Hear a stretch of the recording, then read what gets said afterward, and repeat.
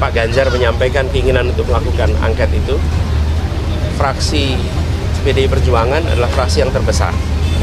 Kami yakin bahwa koalisi perubahan, Partai Nasdem, Partai PKB, Partai PKS akan siap untuk bersama-sama. Salah satu cara dalam memperbaiki kualitas pemilu, ya sah-sah aja kalau memang dibenarkan secara undang-undang, apakah nanti berujungnya pemakzulan atau apa, ya saya rasa saya kembalikanlah itu semua terhadap DPR selaku wakil rakyat. Legal standing itu dimiliki oleh Pak Anies dan Pak Muhaimin. Kalau MK itu nanti setelah penetapan KPU.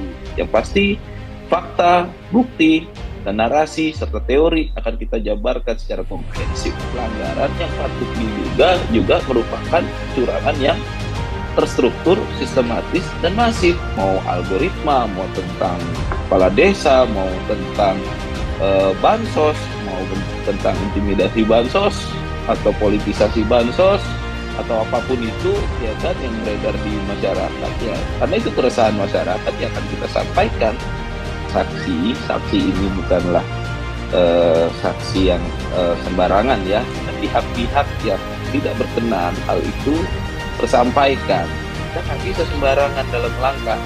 Apalagi langkah tersebut adalah langkah hukum. Ini bukan tentang menang kalah dalam pilpres. Sampai keadilan itu bisa dirasakan oleh seluruh bangsa Indonesia, yaitu pemilu yang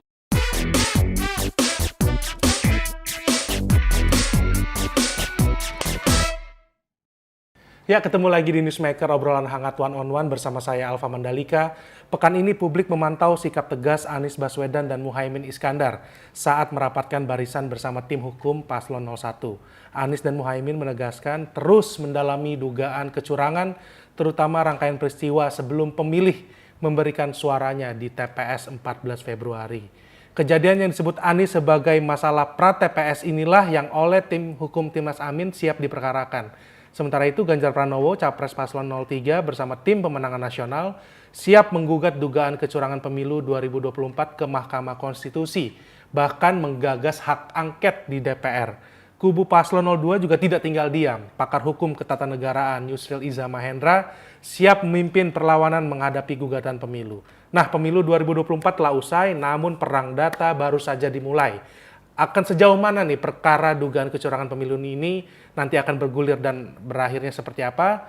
Untuk mengetahui jawabannya kita telah bersama dengan Direktur Sengketa Proses Tim Hukum Timnas Amin, Bapak Zaid Musafi yang telah bergabung bersama kami melalui Zoom. Selamat sore Pak Zaid. sore, Mas Alfa. Apa kabar Mas Zaid? Siap, alhamdulillah baik. Oke, terima kasih Mas Zaid atas waktunya untuk bergabung di Newsmaker kali ini. Ya Mas Zaid, kita mulai dari pertemuan penting pekan ini antara Paslon 01, Anies Baswedan, Muhaimin Iskandar dengan tim hukum Timnas Amin. Diskusi soal dugaan kecurangan pemilu 2024. Nah, bisa digambarkan nih Mas, seperti apa sih suasana pertemuan Anies Muhaimin dengan tim hukum saat itu? Yang pertama, suasana pertemuan tentu berjalan sangat hangat, ya, karena memang antara Pak Anies sendiri dan Pak Dr. Ari Yusuf Hamir ini memang mereka sahabat lama, ya, sahabat perjuangan udah lama. Jadi suasana yang pertama memang silaturahmi, ya kan. Yang kedua sharing, yang ketiga adalah kita paparan atas pengaduan-pengaduan dan laporan yang masuk ke kita sebagai tim hukum. Karena memang tim hukum ini sudah lebih ready mendampingi Pak Anies. Penunjukannya itu sudah dilakukan sejak bulan Mei, ya, tahun lalu. Jadi secara struktur kami sudah lebih siap dan lebih ready di seluruh provinsi, ya, di Indonesia. Nah, dalam konteks seperti itu kita sudah membuka pengaduan, kita membuka laporan, ya kan, dari tim hukum daerah mengenai kejadian-kejadian yang ada di lapangan, yang ada di provinsi, ya, khususnya, ya, di 38 provinsi itu pengaduan-pengaduan itu diverifikasi melalui tim hukum daerah dan kita sampaikan kepada Pak Anies dan Pak Muhaimin mengenai fakta-fakta di lapangan, ya kan, kerja kejadian-kejadian di lapangan serta verifikasi fakta di lapangan dan analisis singkat, ya, untuk investigasi tindakan hukum yang berujung pada laporan ke Bawaslu. Karena memang salurannya adalah di Bawaslu. Jadi langkah-langkah hukumnya itu kita tempuh di Bawaslu. Itu beberapa hal penting yang kita sampaikan ke CPCWP ya, ke Pak Anies dan ke Pak Muhaimin. Yang pasti semua laporan yang terverifikasi langsung kita laporkan ke Bawaslu setempat. Karena itu adalah langkah hukum yang menjadi saluran resmi secara hukum acara pemilu. Oke, Mas Zaid, masih akan ada pertemuan final atau pertemuan kemarin sudah final nih Mas? Dan akan menghasilkan langkah hukum gugatan pemilu, Mas Zaid ya? Ya, kalau pertemuan saya nggak bisa bilang final atau permulaan ya, karena posisinya kan harus terus komunikasi, harus terus berkoordinasi, apapun ceritanya antara tim hukum dan tim CPCWP ya kan, kita udah menyatakan satu tujuan, yaitu adalah mengembalikan marwah pemilu, ya kan, agar terpilih pemimpin yang legitimate di mata masyarakat. Prinsipnya seperti itu, salurannya adalah saluran hukum. Nah, ini yang kita tempuh, upaya-upaya hukum, mekanisme hukum, ya kan, sesuai ketentuan itu yang kita tempuh tentunya, ya kan. Karena negara kita adalah sesuai Undang-Undang Dasar adalah negara hukum, jadi mekanisme hukum lah yang kita pilih, yang kita tempuh. Adapun masalah persiapan pembuktiannya nanti ke depan itu semua sedang proses, kita tidak bisa sampaikan di sini gitu. Oke, Mas Zaid, salah satu statement Pak Anies adalah yang paling fundamental setelah bertemu tim hukum adalah masalah terbesar sudah ada sejak pra-TPS. Apakah pra-TPS ini berarti mundur sampai belakang hingga perkara di Mahkamah Konstitusi yang meloloskan Gibran? Atau seperti apa, Mas Zaid? Ya, memang itu adalah fakta yang tak terbantahkan ya. Karena kalau tidak ada fakta sebelum pencoblosan atau pra-pencoblosan, atau bahasanya Pak Anies adalah pra-TPS, ya kan, kemungkinan kondisi pemilu kita atau pilpres lah ya lebih tepatnya tidak seperti ini gitu. Jadi detailnya itu nanti akan kami sampaikan ya, akan kami tuangkan ke dalam permohonan kita atau gugatan kita nanti. Memang pra-TPS ini sangat menentukan ketika orang ada di dalam TPS-nya. Jadi tidak di saat di TPS atau setelah TPS saja, tapi perannya ini sangat menentukan. Kita semua tahu ada 2 putusan etika ya yang menjadi sejarah baru pemilu bangsa Indonesia. Sebelumnya belum ada putusan Mahkamah Konstitusi ya yang diputus oleh MK yang menyatakan ke-9 hakimnya bermasalah secara etika dan bersalah secara etika. Tentu itu menjadi bagian gitu kan.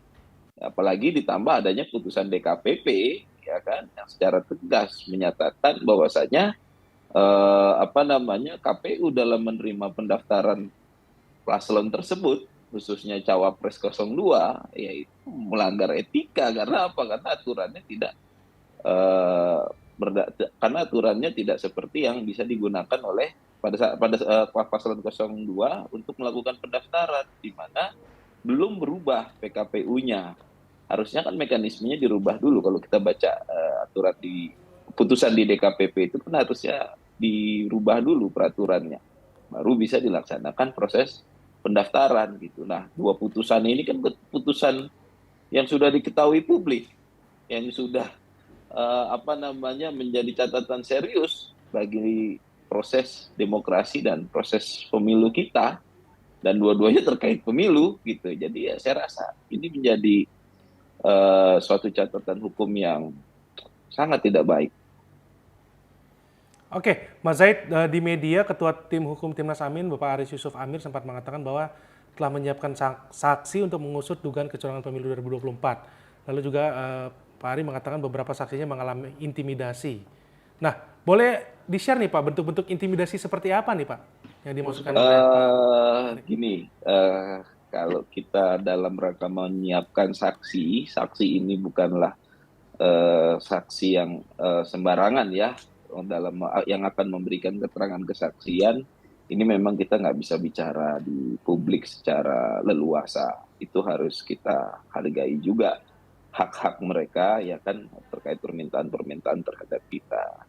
Tapi faktanya setelah melakukan konfirmasi kepada kita, setelah memberikan informasi kepada kita, ada pihak-pihak yang tidak berkenan hal itu tersampaikan kepada kita. Tapi apapun itu, kita prinsipnya masih tegak lurus untuk melangkah sampai keadilan itu bisa dirasakan oleh seluruh bangsa Indonesia, yaitu pemilu yang fair. Seperti itu. Oke, Mas Zaid, soal seberapa besar intimidasi dan janji uang tadi berdampak pada perolehan suara paslon. Saya yakin Pak Mas Zaid juga pasti bisa menjelaskanlah statistiknya. Nah, ada satu lagi temuan Timnas Amin yang ingin saya dalami, Mas Zaid, yaitu soal algoritma Sirekap KPU yang menurut Dewan Pakar Timnas Amin, Pak Bambang Wijoyanto, sudah disetting sejak awal menguntungkan paslon tertentu. Nah, apakah soal algoritma Sirekap ini masuk juga dalam kajian hukum Anda, Mas Zaid? Ya, nanti akan kita pertimbangkan semua hal yang mengandung dugaan pelanggaran dan dugaan kecurangan dalam Pilpres ini. Prinsipnya apapun itu akan kita pertimbangkan dan akan kita masukkan agar komprehensif, ya, agar masyarakat melihat, agar masyarakat mengetahui, dan keresahan masyarakat itu kan tidak semuanya mereka bisa mewakili dalam menyampaikan. Yang bisa mewakili dan menyampaikan adalah mekanismenya mekanisme hukum. Nah, mekanisme hukum pun tidak semua orang hukum bisa menyampaikan, tidak semua orang hukum bisa menggugat, harus mereka yang mendapatkan mandat atau kuasa dari si pemberi kuasa. Dalam hal ini, legal standing-nya itu dimiliki oleh Pak Anies dan Pak Muhaimin. Untuk itu, segala hal yang menjadi dugaan pelanggaran, segala hal yang menjadi dugaan kecurangan akan kita salurkan melalui mekanisme hukum, yaitu berupa permohonan atau gugatan ke hadapan Mahkamah Konstitusi ataupun ke Bawaslu. Prinsipnya seperti itu. Apapun itu, mau algoritma, mau tentang kepala desa, mau tentang bansos, mau tentang intimidasi bansos atau politisasi bansos atau apapun itu, ya kan, yang beredar di masyarakat, ya karena itu keresahan masyarakat yang akan kita sampaikan, gitu. Oke, Mas Zaid, kapan laporan tim hukum Timnas Amin ini akan selesai dan akan dilaporkan ke Bawaslu? Atau langsung gugatan ke MK nih, Mas, sampai titik darah penghabisan? Oh, jadi gini, tolong saya sekalian klarifikasi ya. Seluruh laporan, seluruh pelanggaran ketika kejadian itu kita H+2, H+3 udah langsung melaporkan. Gitu, ya. Kalau MK itu nanti setelah penetapan KPU. Tapi semua pelanggaran, semua dugaan pelanggaran atau dugaan kecurangan atau pelanggaran dalam bentuk administrasi ataupun pidana, ya itu langsung kita laporkan sesuai dengan kejadiannya. Kejadiannya ada di mana, di provinsi mana, nah itu ke Bawaslu setempat, itu yang kita sampaikan, gitu. Jadi jangan berpikir kita cuma menginventaris, enggak. Kita sebagai lawyer, sebagai profesional di bidang hukum, kita harus menempuh upaya hukum sesuai hukum acara yang berlaku. Artinya hukum acara yang berlaku adalah ketika terjadi dugaan pelanggaran, ya itu disampaikannya melalui mekanisme ke Bawaslu. Nah, jangan, kita nggak cuma menunggu untuk menginventaris nanti disampaikan semata-mata di MK. Oh enggak, kita sudah melangkah, laporan sudah berjalan di seluruh provinsi, Jawa Tengah, Jawa Barat, ya kan, Sumatera, Sumsel, Sumut, itu semuanya sudah melaporkan. Nah, balik lagi. Kita akan menggunakan saluran hukum yang lain sesuai dengan ketentuan hukum acara yang berlaku. Nah, saluran hukum yang lain ini adalah terakhir, yaitu Mahkamah Konstitusi atau ke Bawaslu dalam konteks TSM, ya kan. Nah, ini semua saluran hukum yang bisa menjadi alat mencapai ke rasa keadilan masyarakat itu akan kita tempuh. Masalah keputusannya itu kita serahkan kepada mereka yang berhak dan berwenang memutuskan hal tersebut. Yang pasti fakta, bukti, dan narasi serta teori akan kita jabarkan secara komprehensif. Oke, Mas Zaid, jika Timnas Amin memperkarakan dugaan kecurangan pemilu di MK, maka akan kompak nih bersama Paslon 03, kubu Ganjar Mahfud yang juga siap membongkar dugaan kecurangan pemilu 2024 di MK. Nah, kubu Prabowo Gibran juga tidak tinggal diam nih, sudah menunjuk Yusril Iza Mahendra memimpin pembelaan di MK. Nah, pertanyaan saya, apakah Mas Zaid yakin perkara dugaan kecurangan pemilu ini akan tuntas di MK? Mengingat saat ini MK sedang mendapat sorotan tajam dari publik, Mas Zaid. Yang pertama, suka nggak suka, hukum kita sudah menentukan hukum acaranya terkait pemilu. Begitu juga saluran-saluran demokrasi melalui hukum, dan penegak hukumnya itu ya adanya di Bawaslu dan di MK, ya kan? Kalau konteks penyelenggaraan pemilu ada juga DKPP, ya kan? Apabila Bawaslu atau KPU melanggar kode etik, karena memang harus ke sana ya kita hormati. Itu udah kesepakatan kita dalam berbangsa dan bernegara di Indonesia ini. Mekanismenya harus kita penuhi, kita hormati dong. Negara kita negara hukum, saluran mekanisme hukumnya seperti apa terkait pemilu, itu kita penuhin. Dan kita secara profesional harus menempuh langkah-langkah yang sesuai ketentuan hukum yang berlaku. Gitu, karena negara kita ini merupakan negara yang beradab. Kita punya etika yang dituangkan ke dalam norma-norma. Kita nggak bisa sembarangan dalam langkah. Apalagi langkah tersebut adalah langkah hukum, ya sesuai aturan hukum yang berlaku. Itu yang kita tempuh. Dan kami sangat yakin, ya, lembaga penyelenggara pemilu ataupun Mahkamah Konstitusi sebagai anak kandung reformasi akan mengadili ini dengan seadil-adilnya. Kami sangat yakin itu. Oke, Mas Zaid, atas dugaan kecurangan pemilu 2024, Gus Muhaimin juga sempat menyinggung bahwa tentang kesiapan paslon 01 masuk putaran kedua jika kecurangan terbukti. Sementara itu, atas dugaan besarnya kecurangan, pendukung Ganjar dengan terbuka menuntut adanya pemilu ulang khusus Pilpres. Jadi akan seperti apa nih perkara kecurangan pemilu ini akan bergulir dan akan berakhir? Cukup membuktikan adanya kecurangan pemilu atau lebih, atau seperti apa nih Mas Zaid? Ya, perlu saya rujuk dulu apa yang sudah disampaikan oleh Pak Anies dan Pak Muhaimin. Ini bukan tentang menang kalah dalam Pilpres, tapi ini tentang kualitas si Pilpresnya itu sendiri. Apabila ini berjalan secara adil, secara fair, ya kan, apapun hasilnya, bangsa Indonesia harus terima. Nah, faktanya dari tim hukum ya di daerah ataupun di pusat, kami secara gamblang melihat dugaan-dugaan pelanggaran yang patut diduga juga merupakan kecurangan yang terstruktur, sistematis, dan masif. Nah, ketika kita melihat ini sebagai orang hukum, maka upaya hukum yang harus kita tempuh, kita nggak bisa ada saluran lain. Negara kita adalah negara beradab yang sudah memutuskan bahwasanya mekanisme hukum pemilu adalah melalui Bawaslu, dan terkait sengketa di akhir adalah melalui Mahkamah Konstitusi. Gitu. Jadi yang penting kualitas pemilunya ini, pemilu yang menghadirkan atau melahirkan pemimpin yang legitimate. Jadi bukan semata-mata ini siapa yang menang. Ini harusnya bangsa Indonesia yang menang, rakyat yang menang. Pemilu itu pesta demokrasinya rakyat, ya kan? Yang diatur dengan aturan hukum. Ya, aturan hukum mekanismenya sudah ditetapkan dan sudah disepakati, baik secara kesepakatan politik di legislatif ya kan, ataupun di pemerintahan, dan kita tinggal mengimplementasikannya apa yang sudah disepakati tersebut. Kalau tidak malah akan bahaya kalau mekanisme hukum tidak ditempuh. Untuk itulah kita dari tim hukum Amin ini secara tegas yang kita tempuh adalah langkah hukum, ya, agar mewujudkan pemilu yang berkualitas dan melahirkan pemimpin yang legitimate.